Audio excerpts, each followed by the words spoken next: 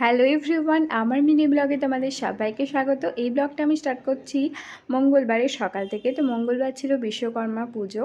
তো বাপি সেজন্য একটু বাড়িতে পুজো করে তারপরে আমাদের যে গাড়ি আছে সেখানে আর শানির বাইকেও পুজো করে দিয়েছে। যদিও সকালবেলায় পুরোহিত মশাই এসেও পুজো করে দিয়ে গেছে, কিন্তু বাপিও তারপরে আবার মালা টালা দিয়ে ভালো করে পুজো করেছে। এখানে ধুতি রাখা ছিল না, তাই বাপি পাজামা পরে দিয়েছে।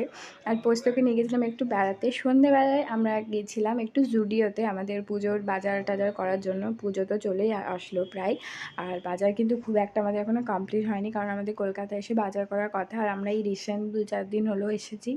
তো এবার শুরু করতে হবে বাজার। তো প্রথমে আগে ছেলেদের যে জিনিসগুলো সেগুলো আগে করে ফেলি, তারপরে আমাদের শাড়ি টাড়িগুলো দেখা যাবে।